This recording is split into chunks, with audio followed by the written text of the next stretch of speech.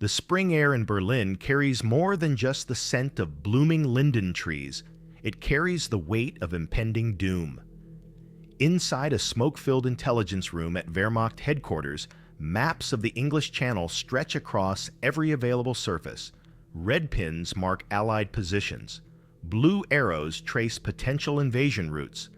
And in the center of it all, one man stares at aerial reconnaissance photographs with growing alarm. Colonel Alexis von Roenne, head of German military intelligence's Foreign Armies West Section, runs his finger across glossy black and white images. What he sees defies comprehension.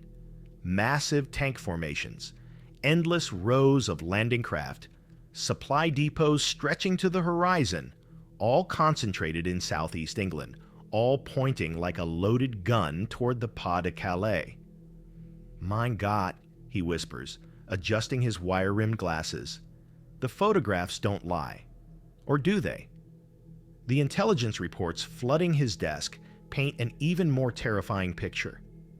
Agent Alaric Arabelle, one of Germany's most trusted spies operating in Britain, has been sending increasingly urgent messages.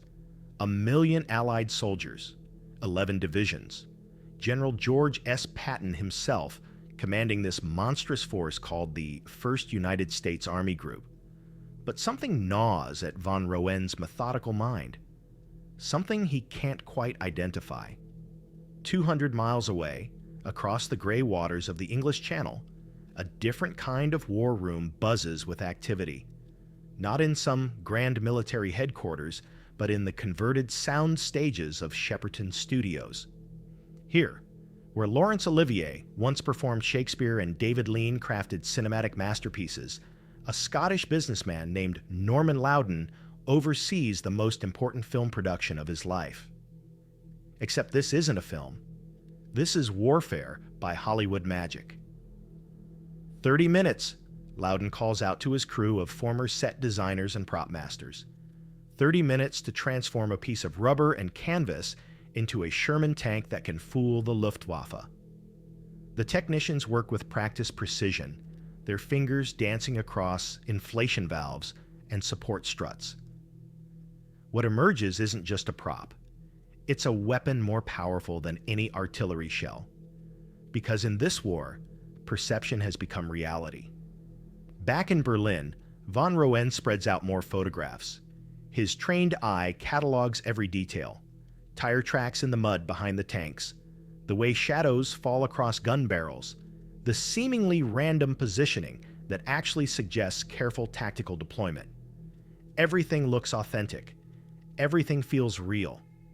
Hitler himself has seen these images. The Führer's reaction was immediate and decisive. Reinforce Calais. Hold the 15th Army in position. Prepare for the obvious Allied thrust across the shortest stretch of the Channel. But what if the obvious is exactly what the enemy wants you to see? As May 1944 bleeds into June, the greatest game of military deception in human history reaches its climax. On one side, German intelligence officers convinced they've penetrated Allied invasion plans. On the other, a conspiracy so audacious, so perfectly orchestrated, that it will rewrite the rules of warfare forever. The question isn't whether the Allies will invade.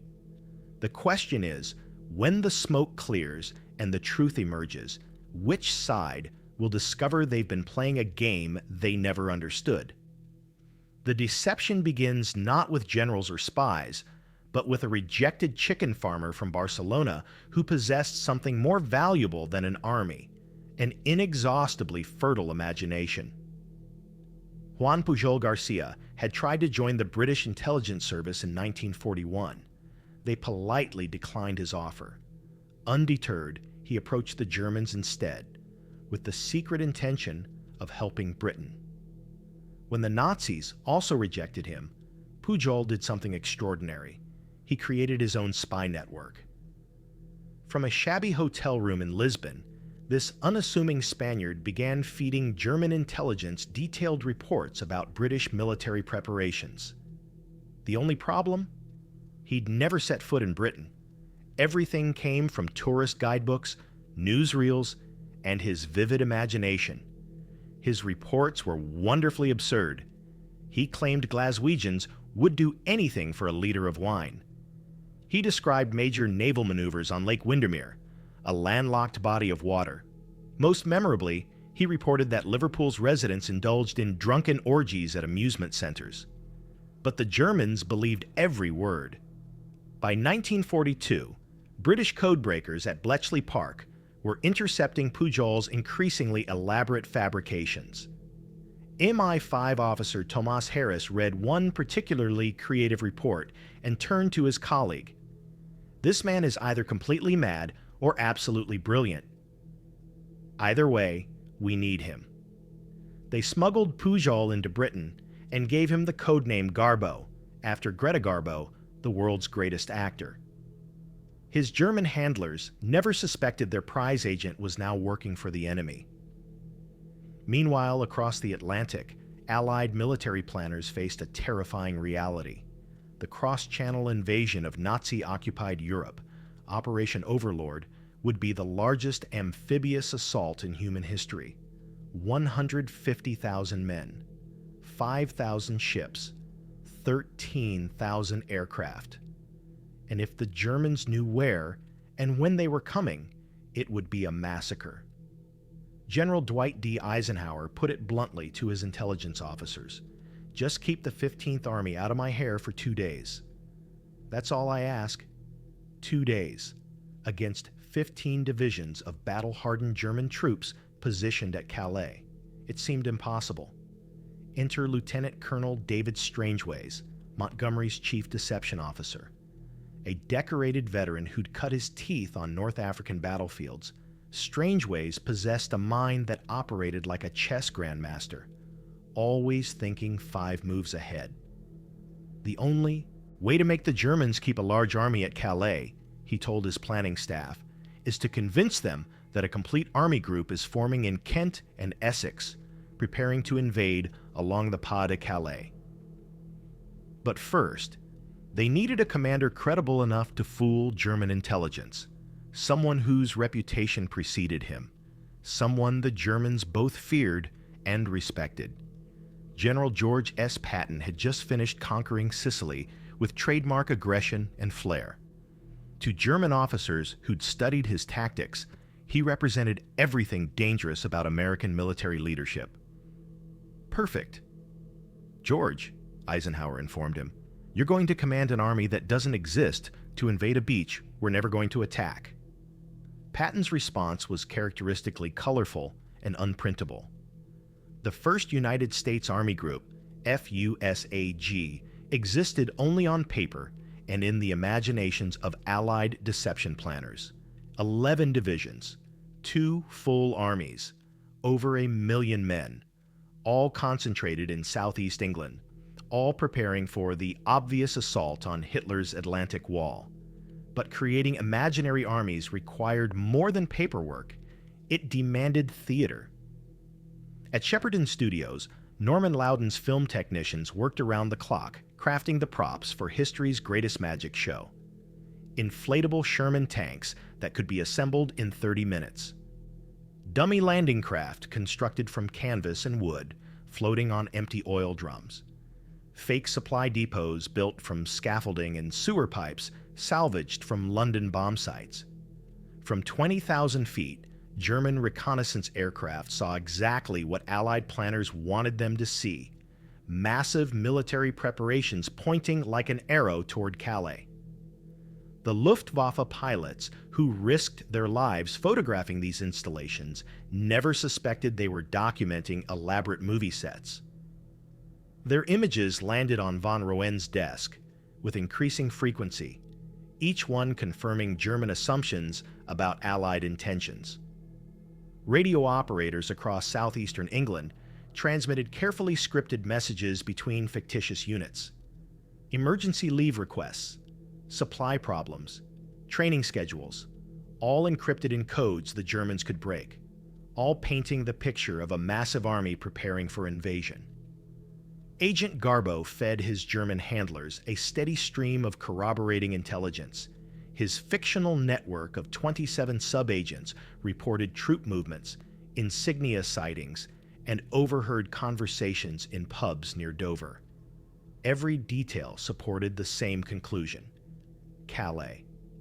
But the masterstroke came in May 1944, when Allied planners orchestrated one of the war's most audacious deceptions. German General Hans Kramer, former commander of Afrika Korps, had been captured in Tunisia and spent a year in British custody. When his health began failing, the Allies arranged his repatriation through neutral Sweden. But first, he would take a very special drive through the English countryside. Kramer's escort officers, both MI5 agents, drove him along a route that passed genuine Allied staging areas in southwestern England. Massive concentrations of troops, tanks, and aircraft. The real invasion force. But carefully placed road signs convinced Kramer he was traveling through southeastern England, through FUSAG territory. In London, General Patton hosted Kramer for dinner, introducing him to his FUSAG commanders, all real officers playing fictional roles. During cocktails, someone casually mentioned Calais. Another guest speculated about invasion routes. By evening's end, Kramer possessed first-hand evidence of German intelligence's greatest fears. Upon returning to Germany, Kramer flew directly to Normandy to brief Field Marshal Rommel.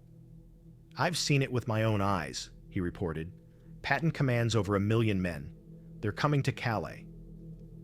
As spring turned to summer, German defensive preparations intensified along the wrong coastline. The 15th Army, 150,000 of Hitler's finest troops, remained positioned exactly where Allied deception planners wanted them. The trap was set. The bait had been taken. Now came the most dangerous part: springing it. In the communications bunker beneath Dover Castle, Royal Navy signals operators monitored German radio frequencies with electronic precision. Tonight, they're not just listening. They're conducting an orchestra of deception that will determine the fate of Western civilization. Operation Taxable and Operation Glimmer launch simultaneously. 8 British motor torpedo boats, each towing balloons equipped with radar reflectors, begin their ghostly procession toward the French coast. To German radar operators staring at their screens, it appears that 2 massive invasion fleets, larger than anything in recorded history, are crossing the channel toward Boulogne and Cap d'Antifer, exactly where FUSAG was supposed to attack. Above the Phantom fleets, RAF bombers drop millions of aluminum strips, codenamed Window, creating radar signatures of enormous air armadas. The German radar screens light up like Christmas trees. Fighter squadrons scramble from airfields across northern France, racing to intercept invasion forces that exist only in electronic imagination. At 12:15 a.m., the first real Allied paratroopers begin dropping into Normandy. But even this genuine assault carries seeds of deception. Alongside elite soldiers, transport aircraft release hundreds of dummy paratroopers, half-sized rubber figures complete with uniforms and helmets rigged with pyrotechnics that flash and bang upon impact. German defenders hear the sounds of battle erupting across a 60-mile front. But where? Which landings are real? Which are elaborate feints? In his bunker beneath Berchtesgaden, Adolf Hitler sleeps soundly, his adjutants having strict orders never to wake the Führer before 10 a.m. Field Marshal Gerd von Rundstedt, Commander-in-Chief West, stares at flood of contradictory intelligence reports. Massive naval forces approaching Calais. Airborne assaults across Normandy. Radio intercepts suggesting attacks on Norway. His reserve panzer divisions remain frozen in place, awaiting orders from a sleeping dictator. At Rommel's headquarters in La Roche-Guyon, staff officers plot incoming reports on large-scale maps. The Desert Fox himself is 200 miles away in Germany, celebrating his wife's birthday, confident that stormy channel weather makes invasion impossible. Nobody expects what happens next. Dawn breaks gray and violent over the Normandy coast. Through morning mist, the largest invasion fleet in human history materializes like something from mythology. 5,000 vessels, 13,000 aircraft, 150,000 men surging toward 5 beaches codenamed Utah, Omaha, Gold, Juno, and Sword. At Pas de Calais, German artillery crews scan empty horizons. Their radar screens, still cluttered with phantom echoes from the night's deception, show massive fleets that don't exist approaching beaches that will never be attacked. The real horror for German intelligence begins at 6:30 a.m. Colonel von Roenne receives the first fragmentary reports from Normandy. Enemy paratroopers, naval bombardment, amphibious landings across multiple sectors. His trained mind processes the information with mechanical precision, reaching the conclusion Allied deception planners desperately need him to reach. "It's a feint," he announces to his staff. "Normandy is the diversion." The main attack comes at Calais. At 7:30 a.m., Field Marshal Wilhelm Keitel telephones von Rundstedt with Hitler's direct order. The 1st SS Panzer Division and Panzer Regiment Großdeutschland will remain at Calais. The Führer refuses to believe that Normandy represents anything more than an elaborate ruse. German soldiers fighting desperately on Norman Beach's radio, increasingly frantic requests for reinforcement. The 352nd Infantry Division at Omaha Beach inflicts horrific casualties on American assault troops, but they're fighting alone. The 21st Panzer Division launches the only significant armored counterattack of the day and is beaten back by superior Allied firepower. By noon, Allied forces have established precarious toeholds on all 5 beaches, but the battle hangs in balance. A single Panzer Division could tip the scales. 2 divisions might drive the invaders back into the sea. None come. At Calais, 150,000 German troops maintain their vigilant watch over empty waters. In London, Agent GARBO receives urgent instructions from his MI5 handlers. The most critical phase of Operation Fortitude is about to begin. He sits down at his wireless set and begins tapping out a message that will save thousands of Allied lives. From the reports mentioned, it is perfectly clear that the present attack is a large-scale operation, but diversionary in character, GARBO transmits to his German controllers.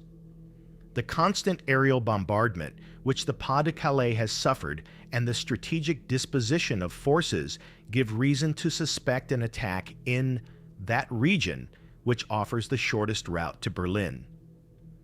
The message travels from London to Madrid to Berlin, where Colonel Friedrich Adolf Krummacher, head of Wehrmacht intelligence, reads it with growing alarm. He scrawls in red ink, confirms the view already held by us that a further attack is to be expected in another place. The report reaches Hitler's desk within hours. At 7:30 p.m. on June 10th, 4 crucial days after D-Day, Keitel calls von Rundstedt with the Führer's final decision. The order to move the 1st Panzer Division is cancelled. The division will remain in the Pas de Calais. By then it's too late. Allied forces have landed 326,000 men, 50,000 vehicles, and 100,000 tons of equipment on Norman beaches. The artificial mulberry harbors are operational. The beachhead is secure. The magnitude of German intelligence failure becomes clear only gradually, like a photograph developing in slow motion. At Shepperton Studios, Norman Loudon's film technicians continue their elaborate performance, maintaining the illusion of FUSAG preparations. Inflatable tanks are repositioned daily. Dummy radio traffic continues its scripted chatter. The movie set that fooled the Wehrmacht keeps playing to an audience of German reconnaissance aircraft. On June 11th, Rommel finally returns from Germany and surveys the Normandy battlefield with growing horror. The Atlantic Wall, his supposedly impregnable coastal fortress, has been breached in 5 places. Elite American and British divisions are pouring through the gaps, and still, the bulk of German reserves remain frozen at Calais, awaiting an invasion that will never come. "We have been completely deceived," he confides to his aide-de-camp. "The enemy has outthought us at every turn." But even Rommel doesn't yet understand the full scope of Allied deception. He assumes German intelligence simply miscalculated enemy intentions. He cannot imagine that every piece of evidence, every intercepted message, every reconnaissance photograph has been carefully crafted by enemy counterintelligence. The truth is more devastating than tactical failure. The truth is that Germany's vaunted intelligence apparatus, the envy of Europe for its methodical precision, has been comprehensively outplayed by film industry technicians and a Spanish chicken farmer with an overactive imagination. On July 28th, 7 weeks after D-Day, Hitler finally permits the 15th Army to redeploy from Calais to Normandy. By then, Allied forces have broken out of their beachhead and are racing across France. The war in Western Europe is effectively over. The last act of Operation Fortitude comes in the form of a medal citation. On July 29th, Agent GARBO receives notification that the German High Command has awarded him the Iron Cross, second class, for his extraordinary merit in providing intelligence on Allied invasion preparations. 4 months later, King George VI awards Juan Pujol Garcia the Most Excellent Order of the British Empire for his services to Allied victory. He remains the only person in history to receive decorations from both sides in World War II. In Berlin, Colonel von Roenne stares at post-battle intelligence reports with the hollow eyes of a man who has glimpsed the abyss. Every conclusion was wrong. Every assumption was false. Every decision based on fabricated evidence. The German intelligence officer who prided himself on methodical analysis has been destroyed by his own competence. He followed proper procedures, analyzed available evidence, and reached logical conclusions. The fact that every piece of evidence was manufactured by the enemy represents a paradigm shift in warfare itself. The age of industrial deception has begun, and Germany was its first casualty. In the aftermath of Normandy, as Allied forces raced across France toward the German border, the full magnitude of Operation Fortitude's success became clear to stunned Wehrmacht analysts. They had been outmaneuvered not by superior firepower or better tactics, but by a deception so comprehensive it redefined warfare itself. General Dwight D. Eisenhower would later write in his official report, "The German 15th Army, which, if committed to battle in June or July, might possibly have defeated us by sheer weight of numbers, remained inoperative during the critical period of the campaign. I cannot overemphasize the decisive value of this most successful threat. 150,000 elite German troops, an entire army, had spent the war's most crucial weeks guarding empty beaches while the fate of Nazi Germany was decided 200 miles away. The strategic implications were staggering. Military historians estimate that Operation Fortitude shortened World War II by at least 6 months, saving hundreds of thousands of Allied lives and countless civilian casualties. But the human cost of deception cut both ways. Colonel Alexis von Roenne never recovered from his intelligence failure. The methodical analyst who had built his career on precise evaluation of enemy capabilities found himself systematically discredited by his own superiors. Every recommendation questioned, every assessment doubted. He was transferred to a minor administrative role and spent the war's final months compiling routine paperwork, his expertise no longer trusted by the high command. General Hans Kramer, the unwitting pawn in Allied deception, faced even harsher consequences. Upon returning to Germany, he had briefed everyone from Rommel to Hitler about the massive Allied buildup he'd witnessed near Dover. His eyewitness testimony became cornerstone evidence for German defensive planning.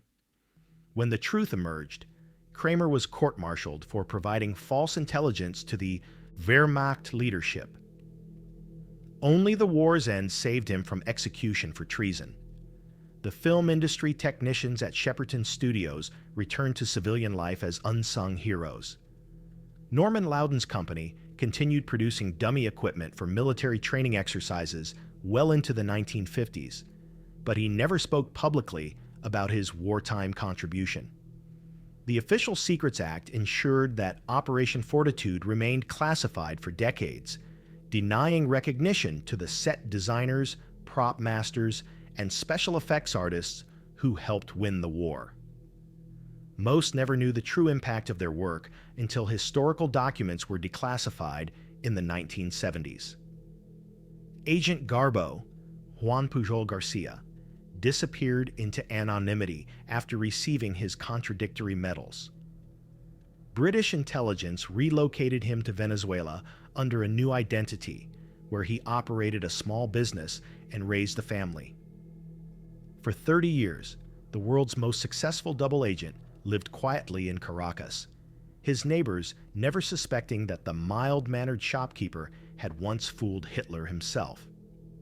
When military historians finally tracked him down in 1984, Garcia was working as a bookkeeper and teaching English to local children. His response to rediscovery was characteristically modest. "I did what I thought was right. Nothing more."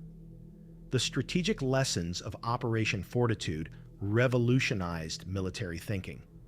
For the first time in history, deception had achieved what conventional forces could not: the complete paralysis of enemy decision-making. Intelligence agencies worldwide studied Allied techniques, leading to the sophisticated psychological operations that would define Cold War espionage. The operation also demonstrated the power of coordinated information warfare.